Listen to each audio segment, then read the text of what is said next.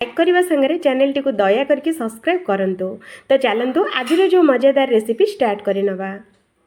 तो सबुठ प्रथमे गैस उपरे पैन बसेबा। पैन रे दबा 2 कप एठी हमें पानी भाग माप पूरा परफेक्ट रखुंतु। कौथर हेले भी गोटे जिनस मापिकी नियंतु। तो पानी धीरे आमे दबा आधा चामच जीरा, आधा चामच एठी हमें दबा सुखिला लंकार गुंड। तो यहाँ मु चिली फ्लेक्स सांगे दबा आधा चामच ये मु आजवाइन दूची। आजवाइन द्वारा टेस्ट बहुत भल आसो आउ भल से डाइजेशन भी हो।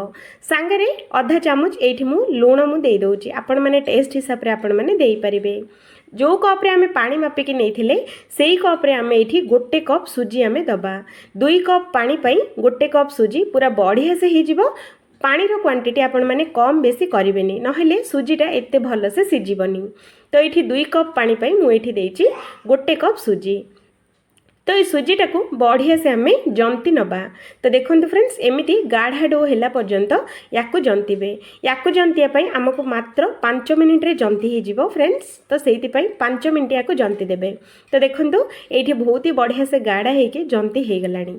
तो ये आम आउ गोटे प्लेट को आम या बाहर कर नबा। आउ 5 मिनिट छाड़ीदबा टिके नाकू ठंडा हो जावाई। ठंडा हो गले आपको बढ़िया से चकुटी नबा। तो ये मु पानी हाथ होके या बढ़िया से चकुटिबा। आपण मैंने चाहिए तेल हाथ रे भी चकुटी पारिबे, किंतु पानी रे चकुटिले आम सुजीटा बहुत ही बढ़िया से नरम बनिबो आ बहुत ही कौलिया होके बनिकी रेडी हबो। तो ये मु पानी हाथ देकी चकुटी। आपण मैंने चाहिए तेल हाथ देकी भी चकुटी पारिबे, हाथ रे बिल्कुल चिपकिबनी। तो ये देखंतु मु बढ़िया से चकुटी सारची। तो देखि पारथुबे।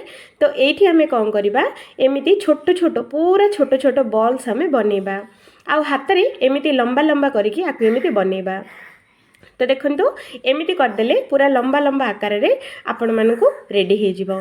आपण माने चाहिए आउ कोनोसी भी शेप बनै परिबे, किंतु एमिति थरे बनांतो छुआ माने बहुत खुशी रे खाइ जिवे। तो देखंतु एमिति गोटे लंबा बनै कि याकु 2 खंड करिके काटि नियंतो। तापरे एठी देखंतु फ्रेंड्स मु सब जाको सेमिति बनै कि रेडी कर सरची। तो ये आम पैन बसेबा। पैन रे दबा 2 चामच तेल।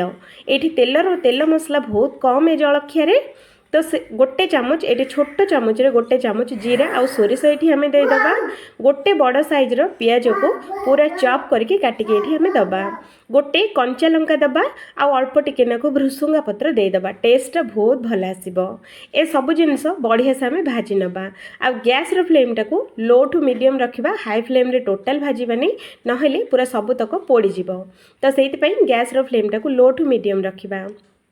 एठी आम देदबा 2टा रसुण को चोपा छड़ेकी एमती छोट छोट पीस काटिकी ये आम देदबा। देकी ए सबु जाक जिनस बढ़िया से फ्राए करवा। तो देखो फ्रेंड्स एमती जितेबाला फ्राए होती आम गोटे बड़ साइज रो टमाटो को एमती चॉप करके ये आम देदबा। आउ सांगरे मुझे ग्रीन मटर भी गोटे कप ये ग्रीन मटर ये ऐड करुँची। आपण मानकर इच्छा अनुसार आपण मैंने परिबा ये पकई पारे।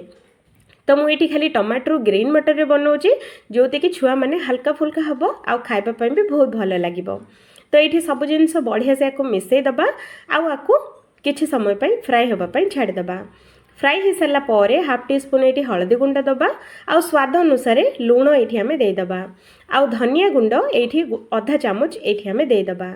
आउ ये सब जिनस बढ़िया से आउ थे फ्राए करवा। तो देखो फ्रेंड्स एमती करके फ्राए करने। फ्रेंड्स एबे पर्यंत वीडियो को लाइक चैनल को सब्सक्राइब जदि करि नहंती तो एबे ही कर दियंतु, कारण आपण माने परे भूली जिवे।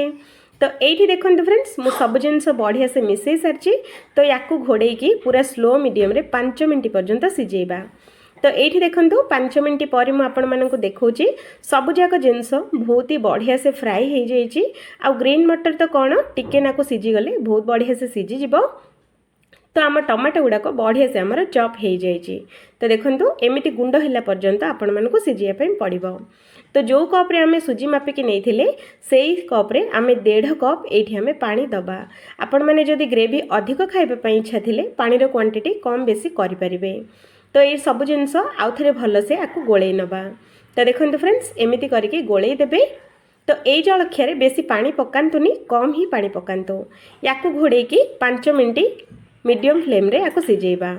तो 5 मिनट हो सारी। तो देखो आमर ग्रेवीटा बहुत ही बढ़िया से बनिकी रेडी होती देखिले ना। तो यहीटा ग्रेवी को आउ थे टिकेनाक बढ़िया से आम गोले नवा। तो आगुरी जो आम सुजीर सब जो नास्ता गुड़ाक बनई रखी तो ये आम सबतक ऐड कर नवा। फ्रेंड्स एमिति करने द्वारा आपण मानक किसी अलग खाइला परि लागिबो। सब बेले सुजी उपमा करने अपेक्षा एमिति बेले बेले ट्राए करंतु। छुआ तो छुआ बड़ माने भी किसी नुआ खाइला परि भी लागिबो। आउ एटा सुजी ठारू बहुत ही बढ़िया टेस्ट नहीं आसीबो आ बहुत ही बढ़िया लागिबो। नियाती थरे ट्राए करंतु देखिबे छुआ मानकर लंच बॉक्स पूरा केबे भी खाली आसीबनी, पूरा सफा होइके आसीबो।